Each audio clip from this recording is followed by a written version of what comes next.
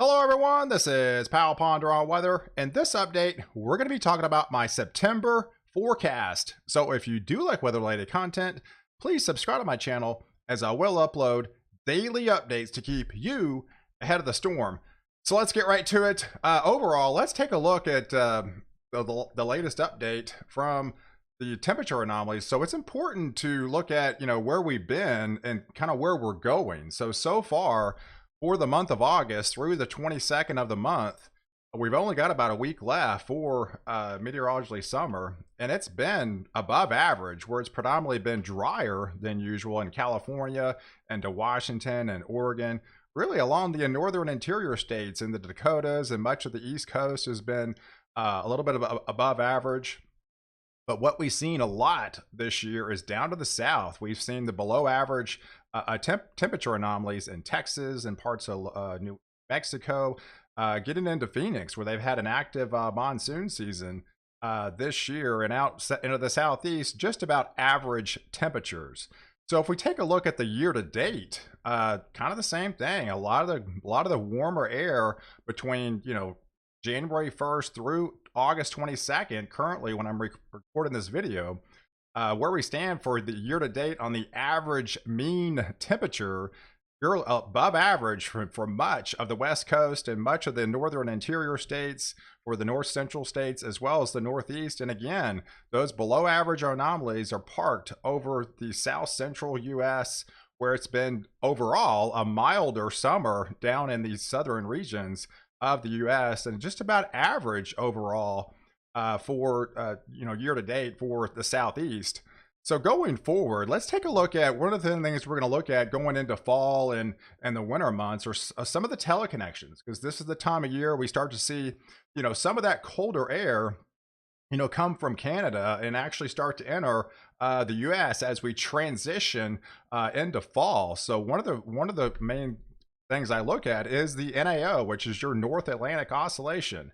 So predominantly, here's a chart basically from now all the way through September 27th. Okay, so the green is your more or less your average mean map, where it's going to be predominantly for the rest of the month.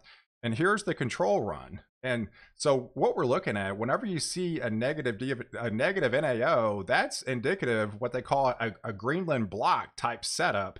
And that allows some of that blocking feature starting to set up to even hint at some of that colder air pushed down from Canada and towards the United States. And the further negative it gets implies the further south that colder air is going to be able to get as well. So you definitely see, as we go towards the end of the month and getting into the first week or two of September, this NAO does go negative for the first week or two of September, and then it goes back positive again, but it doesn't go that positive. It more or less remains along the neutral line. So there's definitely cold air that it's hinting at that's coming in September, but it's not going to be able to push that far south. Of course, it is September, but overall, it remains negative for the first week or two, and then it more or less kind of flattens out for the rest of the month, with that jet stream lifting, implying some of that colder air is still going to be around, but it's going to be possibly in our northern areas. But where's that setup going to be at? So let's take a look at the Western Pacific Oscillation. This is the WPO. So with that colder air, that kind of the Greenland block getting into place, where some of that colder air going to be starting to originate and go down into the United States, it's forecasting, say, hey, it's going to be coming in towards the western part of the U.S. with the WPO going negative, and it's already actually negative. We're seeing some of that, upcoming cool down, post I did the other day with those cooler than anomaly temperatures. We already had our first snowfall in Wyoming and parts of Colorado and the higher elevations. They had a frost advisory the other day in Wyoming. So there's definitely hints of change in the overall pattern. And then it continues pushing that cooler air, lining up on the western parts of the US and getting into the first week or two of September. And it remains pretty much negative for the first, all the way through the first half of September, and then kind of flatlining out towards the end of the month. So let's take a look at the overall 500 millibar pattern, kind of where we are right now. and where it's going to be sometime probably this weekend. And what's the main setup coming up is going to be what's now Invest 99L into the Caribbean. That looks to be a formidable storm and be in the Gulf of Mexico by the time Sunday rolls around. But the main steering influence from this system is going to be how strong this ridge is. So the ridge is dominant over the northeast into the southeast Canada, but it does weaken. So that's what steers this storm to the north. But how much does it weaken? How much does it influence it? Does it go into Texas? Does it go into Louisiana? Does it go into Mississippi? So right now, there's a lot of uncertainty. We know it's coming in the Gulf, and it's going to be impacting the United States.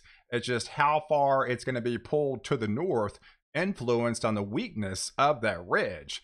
As these troughs come in from the top, from Canada, with that NAO getting into place, brings that cooler air down into the western region. So we're seeing some of that cooler air still filtering down into the western regions. And then this is going to be more or less average temperatures, a little bit below average temperatures, with just some rain starting to enter back in the picture. So by the time we get into that September 6th timeframe, we're definitely seeing more colder air pushing in towards the western U.S. So we have the ridge out here off of Washington and Oregon and getting into California. These areas have been predominantly drier than average. So I expect this to continue to remain drier than average. So unfortunately, the main setup from this system is going to be this cooler air is going to be more or less the interior regions, getting into Montana, getting into Wyoming, going into Colorado, and then modifying as it pushes further south. And these temperatures down here will be average to below average, just because I expect a lot of rain around in these areas from tropical type systems, with the ridge firmly in place over the Ohio Valley into the northeast.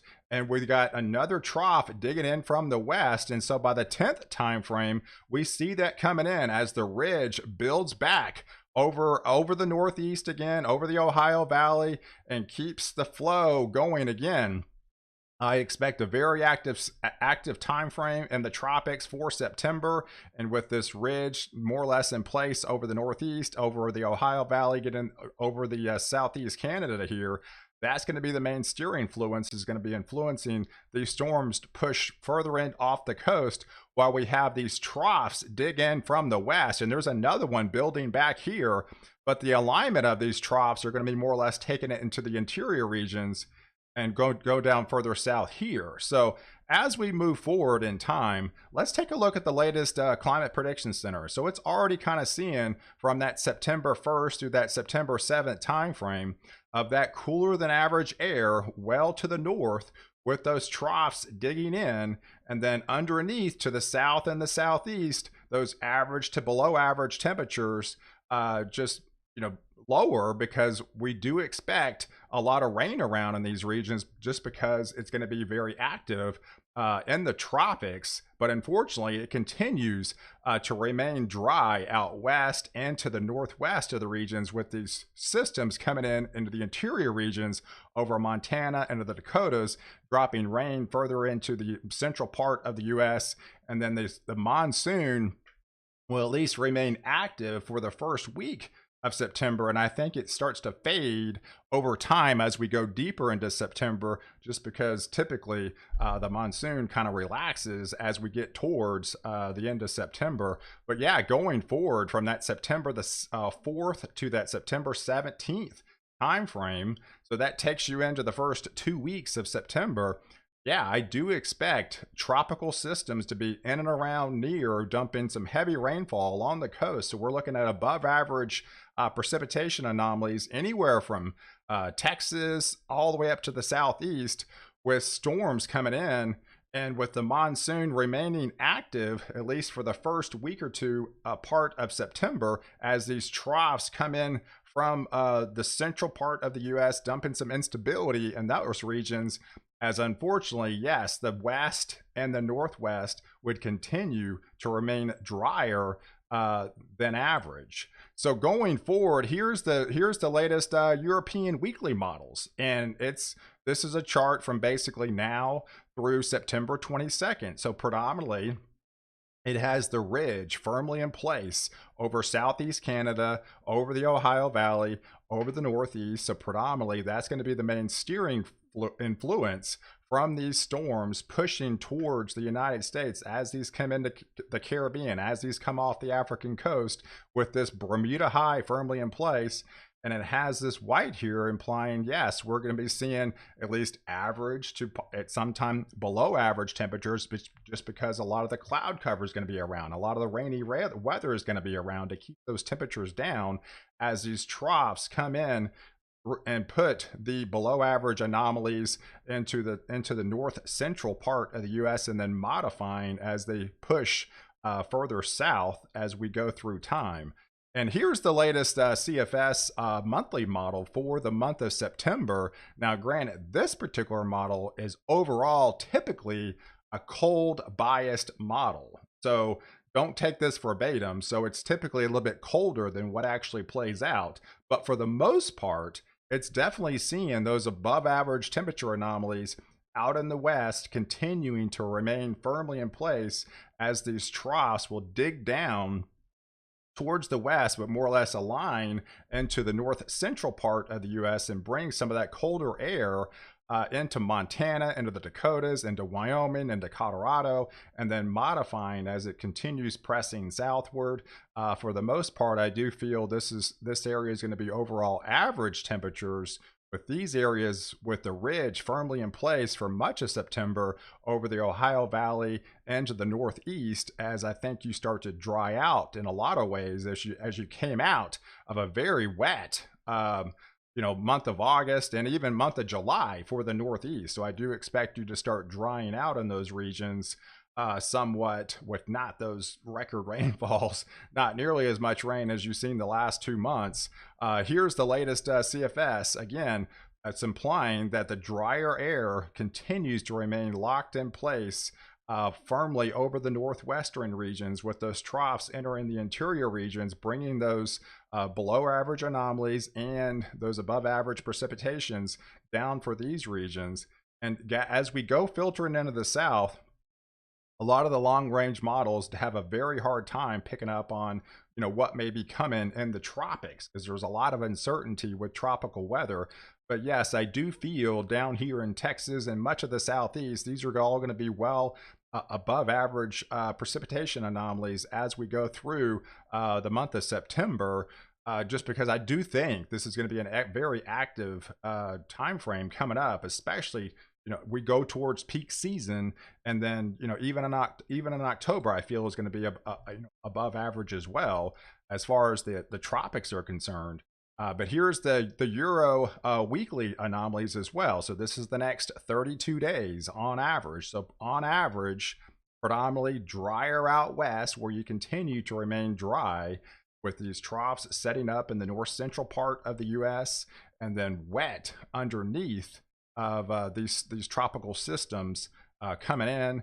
And then even the latest Euro weekly models is kind of implying the same thing, with drier out west, these systems coming in from the north central, well above average precipitation anomalies, with these very active systems coming in from the Caribbean, from the Atlantic. So it's going to be, I think, a very active time frame. So definitely stay with me in the tropics as we go through time. We're probably going to be dealing with the storm in the Gulf by this weekend and make an impact somewhere along the Gulf Coast states by Monday or Tuesday of next week. So it's getting active, guys. So yeah, going forward for the next 8 days on the Euro weeklies, we're already seeing those below average anomalies entering the picture. So this is in Idaho and Montana and parts of the Dakotas, it's been well above average for much of the summer. And so they're definitely seeing the upcoming cool down that I talked about yesterday, and I do think that continues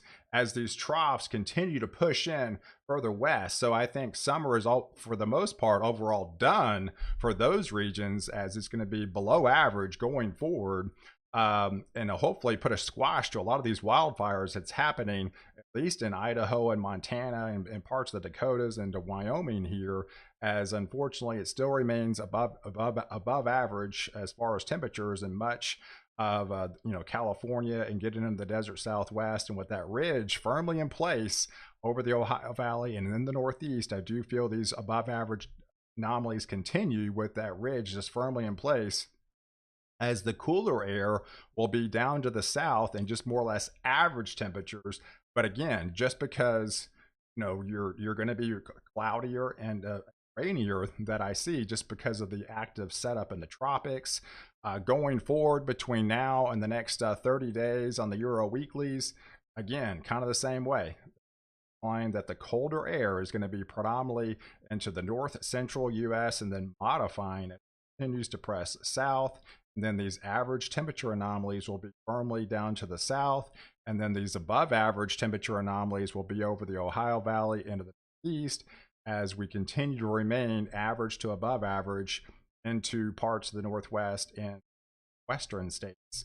So that's why I have my overall forecast as such. As we move forward into for the month of September, I think predominantly it's going to be overall above average temperatures between now and end of September for much of the Northwest and to the Western states and to the desert Southwest, as the monsoon will start to dry out over time, especially as we go towards the end of the second half of September, with these below average temperatures coming into parts of Idaho, parts of Montana, parts of the Dakotas, and then filtering all the way down into parts of Kansas, getting into Colorado here, and then kind of modifying as it presses further south, as NAO will go back to more of a neutral stance.